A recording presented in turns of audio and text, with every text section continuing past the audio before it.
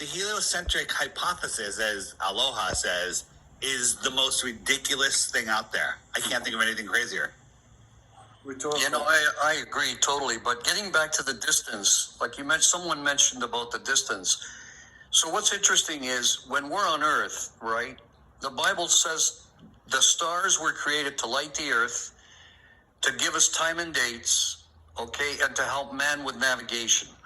So the only way you could do those things is if you have a ground, right? And you're on the ground. You can see the stars perfectly.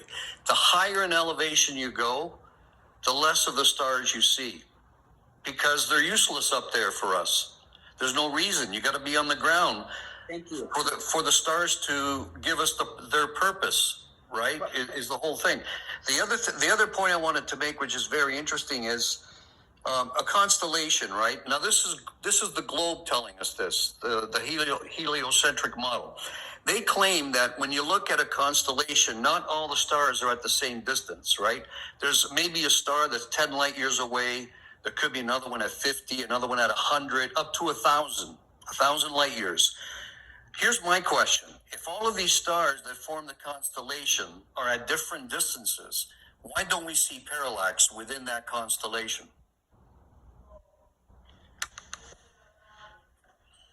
Say it again, I'm sorry. If all of the stars forming that constellation, right, we see it from Earth, when we look up, it looks like all the stars are at the same distance. But the heliocentric model says they're not. Like there could be one star that's closer to us than the other stars, right? But we never see parallax within that constellation. Because they're so far away that there's no parallax. Yeah. Well, that's what I'm saying. If you see a star that's 10 light years away and one that's 1,000 light years away, within that same constellation, we should see some parallax between those stars. And we don't. But supposedly 10 light years, it doesn't matter that we're traveling 4.4 billion miles a year for billions of years, there's still no parallax. So how do you get a time lapse? He's correct. How do you get a perfect time lapse every time you do that? You get a beautiful, perfect time lapse, but you don't get the parallax, none of that stuff. Yeah, the more you think about this stuff, it becomes. Big equal, we don't understand. I love that one. They always do that. Too big, can't understand. And you guys know me. I like to land all of our planes so we don't lose anybody when we're glazing here. Back to what Dave was saying about their model of the sun being completely ridiculous. So can you guys tell me, for anybody that doesn't understand what he was alluding to, since the 1930s when we tried to start sun-stable nuclear fusion, and we were making controllable, testable, repeatable experiments for that to prove that, how come since the 1930s to this day it still has never happened? And why is the ITER set to get their first tritium burn all the way out to 2050? How much money and how many hundreds of years is it going to take for them to prove this theory?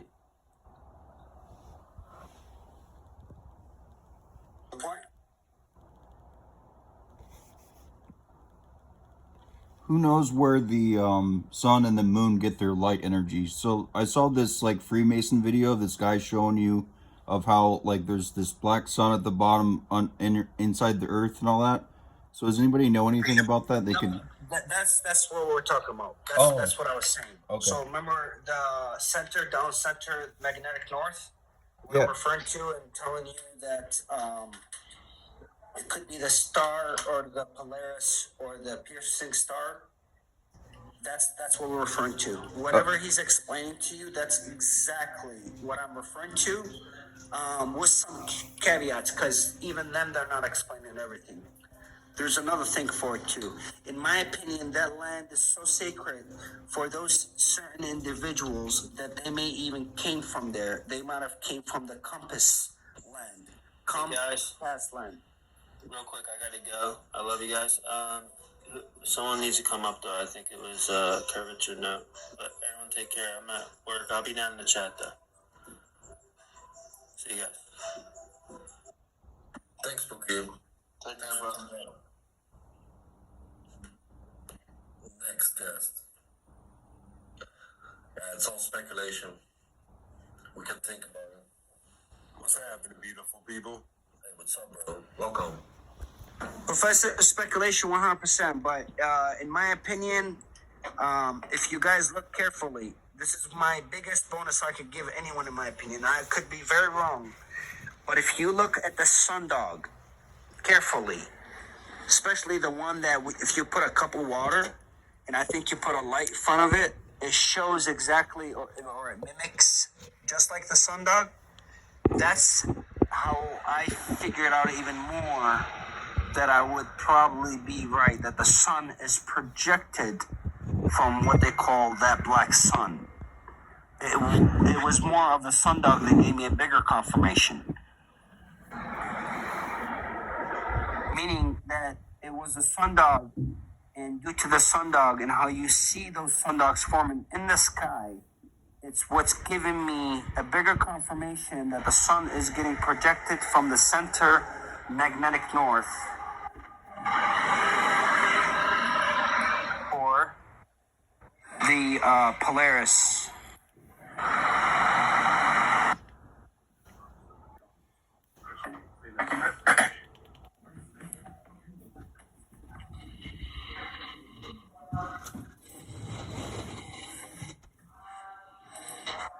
Yeah, hey, Dip, I was going to ask you. So you're thinking that Polaris is acting like the focal point of the projector, and it's projecting Correct. light Correct. sources? Yeah.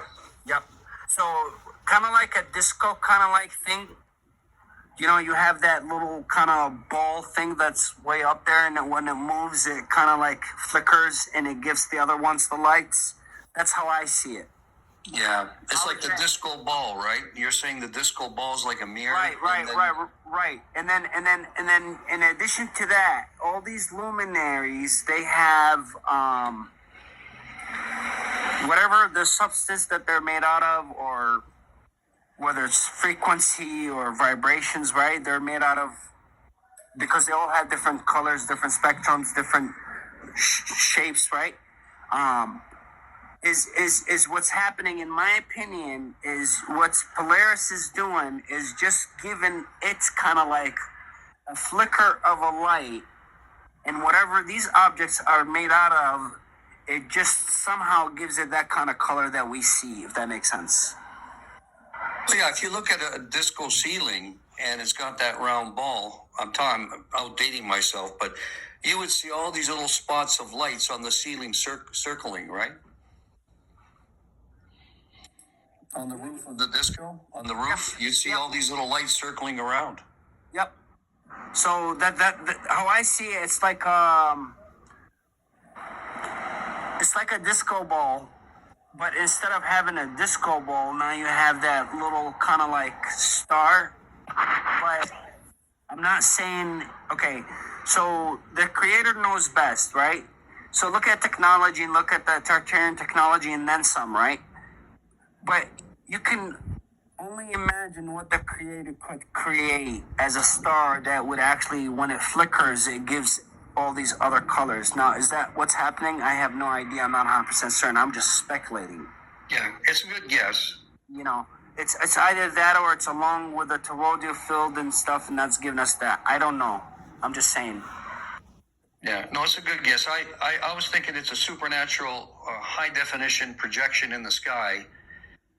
Right, that's what I was thinking. Just it's like going into the Las Vegas sphere and making it 1,000 times bigger, right? And it's like a supernatural, high definition projection on the ceiling. Like, you never know. I could be wrong. Like I said, I'm just guessing like you. Or it could be, like you said, there could be depth in the firmament. There could be like layers in the firmament, and these light sources are inside of it. I got a very wild, bizarre way of thinking of the next one. And I could literally explain it to you, but it's going to be pretty bizarre. Could it possibly be it? Maybe. But the way I'm doing it is I'm considering the thing is as a creation. The whole realm is one creation. It's a living being, if that makes sense.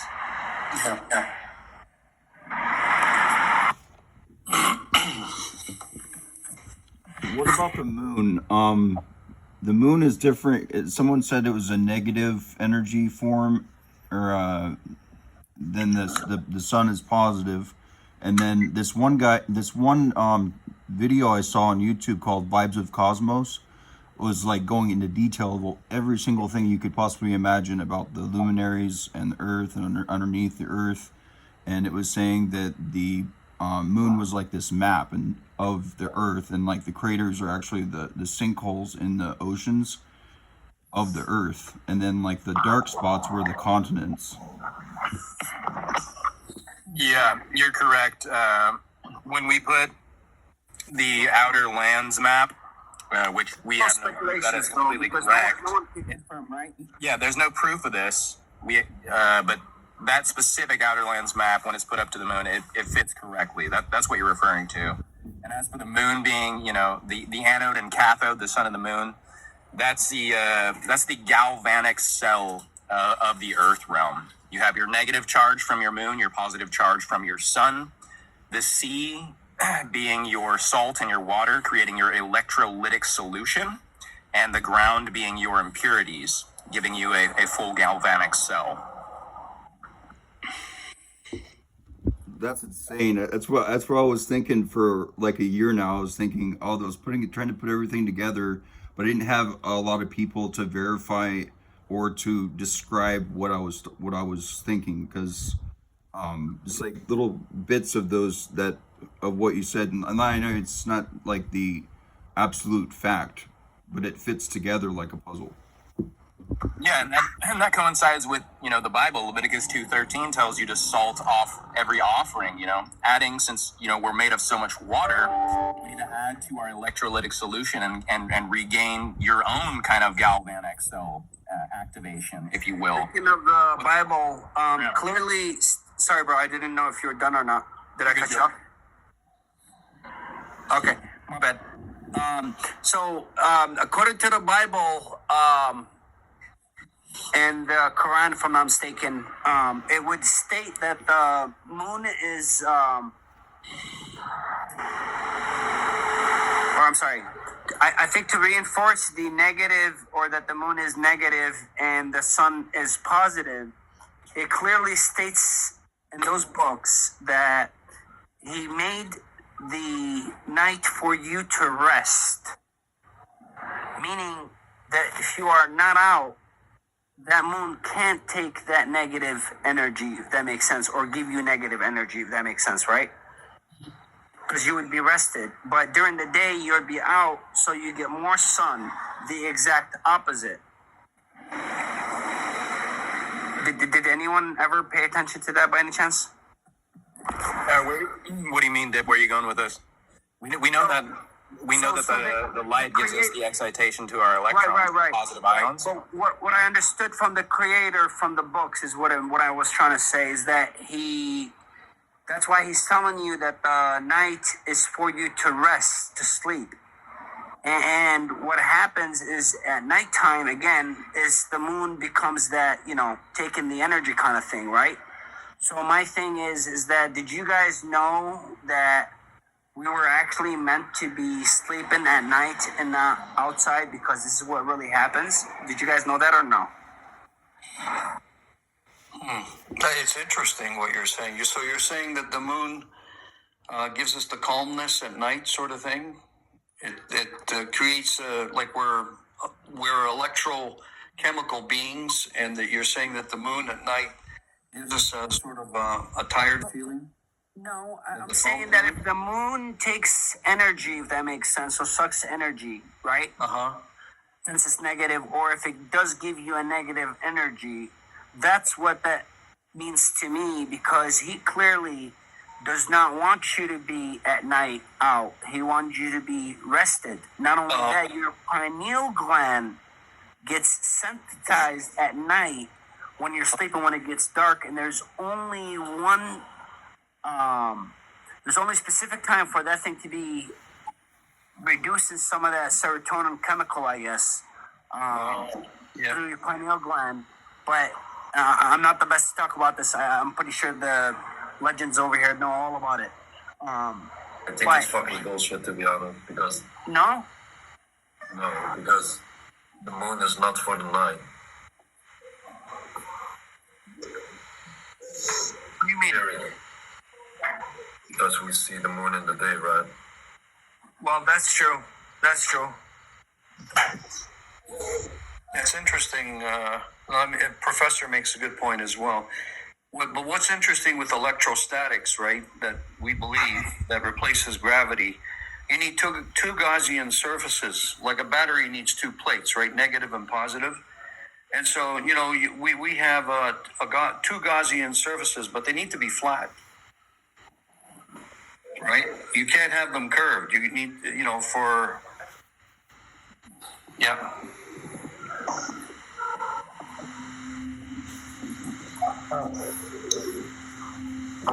What if Father did you leave? Planet Day, yeah. Does anybody know where the Abysmal Sea is?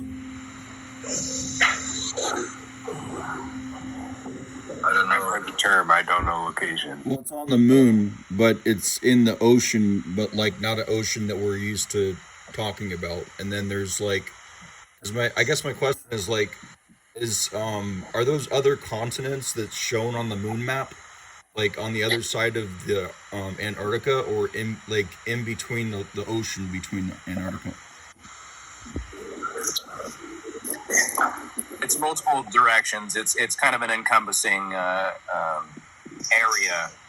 Like it's not just one direction.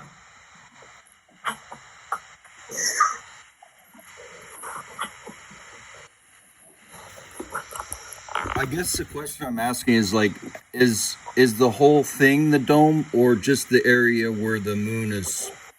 Where the continents are that we know of. We don't know, bud, and we don't claim to know. Nobody here knows. Well, we can kind of maybe deduce it with the idea that the sun. I mean, the fact that the sun is going in between the Antarctica and has its limit, and we know that the moon does the same kind of circuit.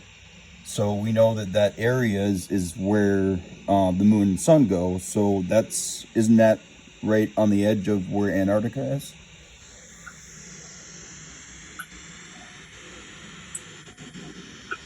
Which Antarctica? The Tropic Capricorn's near Antarctica.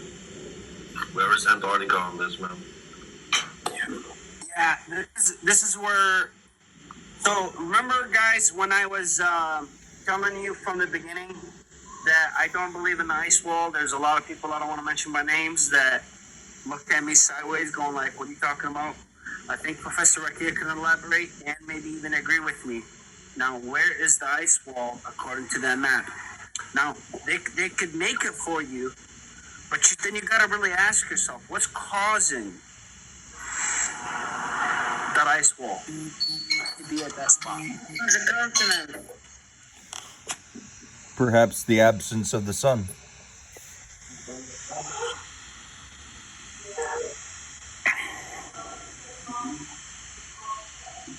No. And that's very possible. But that means that the rest of the land is out too, right? That would make sense, yeah. Antarctica back then. Antarctica didn't even exist. Yes, it was. It was on Pangaea, the first continent. On Earth, there was only one continent, Pangaea, and that drove the continents out each other. And Antarctica was stick to Australia, I believe, and I don't know, Australia, and I believe Chile or something. Yeah. So yeah, regurgitating and the information we got nowadays is totally two different things. So according to the Gleason maps and stuff, back in the 1500, Antarctica was not even in the map yet. No, because it was stick to the other continents. Yeah, see what the thing is that you're still a globe earther and you think that it's just a small continent. So you're a globe earther, correct? Then, Antarctica was first like a jungle with how do you say it? Hoe zeg je dat? Wat Adam en Eva So, wonen? so you're a globe earther, correct? I don't know for sure. What I learned is that the Earth is round and we live. We live Yeah. on. So that's the difference. So we're speaking about supposedly there's a continent that surrounds the entire world. It's the edges, kind of like. And what you're speaking is. I know there are stations on Antarctica where you can go to, and you can go to Antarctica if you have permission to get a license, or how do you say that? I'm not sure if you're even getting my point across. What I'm trying to explain to you is that place that you're thinking of, you think of it as a slab of land. It's in the bottom. We, as flat earthers, don't think of it like that, and we know it isn't like that, if that makes sense. But there are stations at Antarctica, and it's only for research because there is so thick layer, maybe 4 kilometers of ice. And what's underneath the ice, there are microbes and like other shit what's found that it's not that normal human. It's not. How do you say it? They cannot tell it to the rest of the world. It's because maybe aliens. I totally agree with you. I think the John D. Rockefeller Foundation have successfully did and achieved their goal and then some. Because every part of the world has a little bit of Antarctica for research, and all the countries have to switch details they found and everything. They have to I don't know say it in English. They have to they have to tell everybody from the other countries what they found. It's obligated to tell so every country I cannot explain it how to do. But I know you're talking about young ladies, you're talking about the the Antarctic Treaty that was established in 1958, signed in 1959 September, and there's 145 countries, and it started with 5 countries. Now there's 145 plus signed. We know all that. What we're saying to you, young lady, is the place that we're referring to is a continent or land that surrounds our Antarctica. I saw that map. Yeah, and the one that you're discussing is you're talking about that place as if it's in the South Pole, like a little slap of land in the bottom of the globe. But I also saw that map. You have the ice wall, like Antarctica, and behind there are continents. And then you have another ice wall, and more continents, and another ice wall. But when does it stop then? Yeah, so a lot of these are made by CGI. I'm not sure if I want to believe in all of that.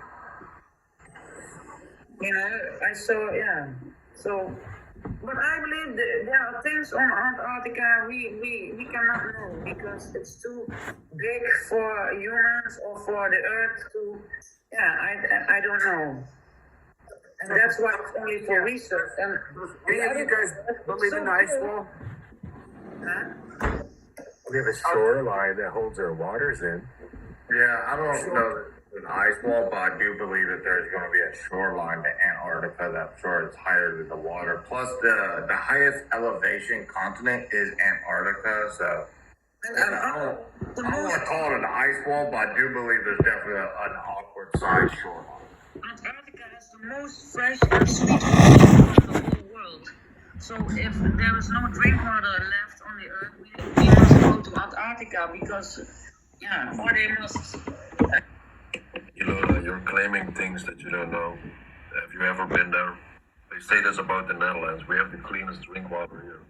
We have 276 chemicals in our drink water.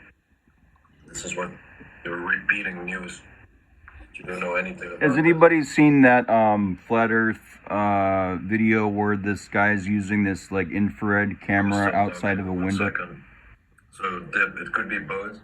Ice wall and extraterra. Also, we don't know. So it could be that this part here is extraterra, but maybe this side is an ice wall. Maybe there are frozen parts. We don't know. We cannot claim this until we've been there. 100%. So I found this video of this I was guy. trying to unmute you. Oh, sorry. I was looking online earlier, and I saw this video where this guy was using an infrared camera. It looked pretty real to me outside of an airplane, and he saw 900 miles away, and he was like zooming in on mountain ranges with like so much quality. Speaking of infrared, let me, if I may, not to interrupt you, but do yourself a favor. If you can get yourself or get your hands on a infrared, especially the P1000, you will be shocked. Now, I know Enoch has been showing the 900 or the 950, but I'm telling you, when you do get that on the 1000, it's gonna be amazing. Especially when you record the moon and all of the above, the infrared will show you much farther, and it will show you much more stuff that you didn't even think that they actually existed or even there, because you couldn't see it with your camera, because that infrared is going to read right through it. In reference to the infrared, that cuts down on the refraction that everybody likes to try to argue and So exactly. So when I came in, and when I came in, because as I was telling you earlier about the moon, right? They used to say it's refraction. You know, you see the sky through, it's refraction. And by the way, I didn't even understand and know what refraction is and all that, and I didn't care for knowing the, you know, regurgitating stuff, if that makes sense, right? So I was like, okay, so what do I need to do?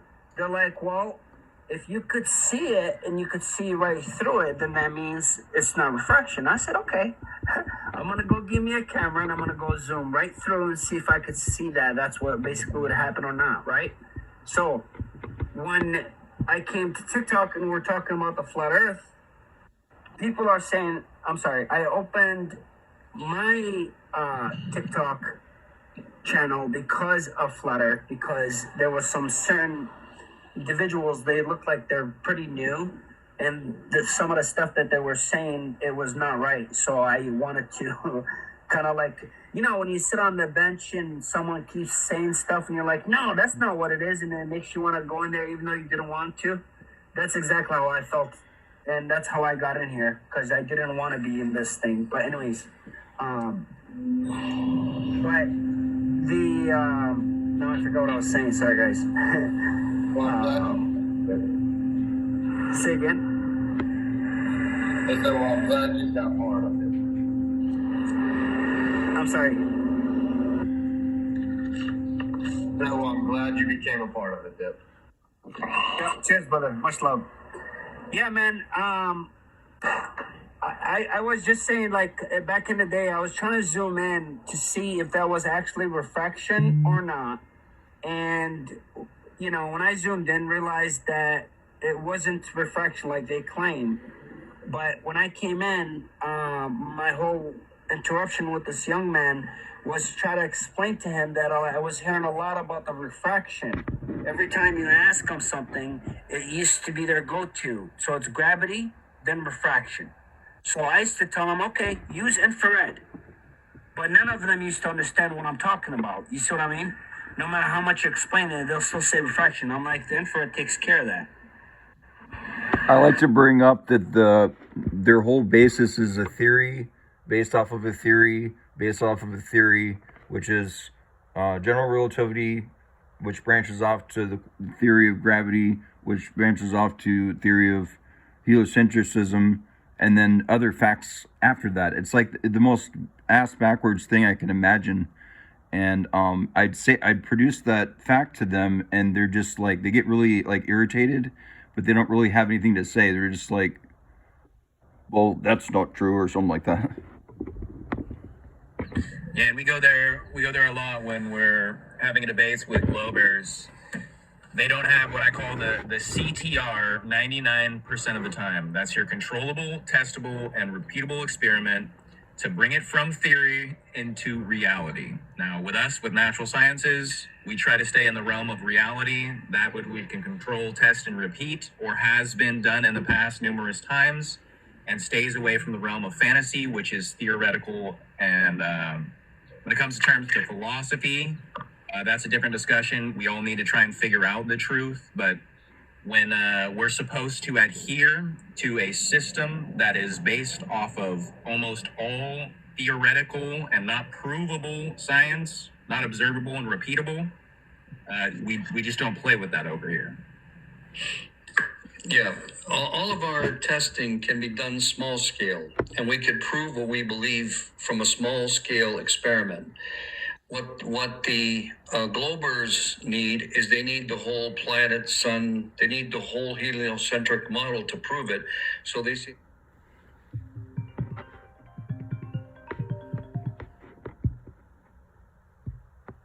Hello? Hey, bud. Hey, Hey, where'd you find that video of my dad? that's me. No, it's not. It is. And I took a picture of myself like 3 years ago. Same exact face. There was a different program altogether. So you aged yourself? Yeah. You look exactly like my dad. And I will look like exactly like your dad. Oh my god. Isn't that awesome? I thought you found like an old video of my dad singing. Oh, fooled you. I thought, what the hell? I was wondering if you'd think that. I just now saw it. I'm like, wow, that's my dad. Notice I didn't put any words on it. I just showed you the video. Yeah. All right, cool. That gave me a laugh for the day. All right, we'll see you later. Love you. Bye. All right, love you too. Somehow forget. But there's going to be a lot of revelations in the upcoming days, if not maybe months, maybe weeks, maybe months. If you go back in history, remember the Professor Rakia? Because the J was in there? J606? The 606, correct. The 606 and the 611, which is 1611 and 1606, right? But do you remember the I for Asus? It's a J. Right, but it used to be I, because there is no... It's not J in the Hebrew. Correct, right. And I stands for, exactly, and yeah. And the I stands for Asus. You know Asus is? Does anybody know Asus is? Jesus, you're talking about Jesus. Jesus in Spanish? Right. But watch this. Watch this. I can guarantee you now, well, very few people, unless you speak a few languages, you wouldn't understand that one, to be honest. But did you know that that's not what the I was actually for? You want me to take you back thousands of years? The I that you see there is for Isa. I for Isa. You know who's Isa? Esau. Which is Isa. Yeah, that's Jesus in his own Aramaic language. Also in Arabic, that's how you pronounce it. Isa. That's the native language of Isa. So when you pronounce him in those languages, you would pronounce him as Isa or Isa. Now, that's why they have the letter I for that, which is for Isa, which, by the way, he was born in a land called Bet Allah, means the house of meat. They added a T to the letter, and you could maybe do some mental gymnasium or gymnastics, if you like, and see where that T came from. And I'm not going to say Santa or, the other guy. But just do your stuff and you realize that's where they added that T, in my opinion, and it became Bethlehem. See? Bet, Laham, Bethlehem. Now watch this. And it goes even further. But when you dig even deeper, you realize that the guy's negative, Jesus' native language is Aramaic. And what's even before Aramaic, and just as close to Aramaic, is what? Arabic. Because alphabetically, Arabic, Aramaic. Now watch this. His name starts with I, Isa, Jesus. Why? Because that's what they would call him in Hispanic. How did the Jesus went to Jesus or Jesus is another thing beyond me. I know why. I know what happened. This is where you get in the 1600 or hashtag 600 the word God and the word Jesus at the same time, because the letter J nor the word God, my blood circulation, it cuts off, and then it makes me with the words and stuff like slur, and my accent gets even heavier. But anyways, that's why in the 600 or the 1600 they got the word J, letter J. And also the word God.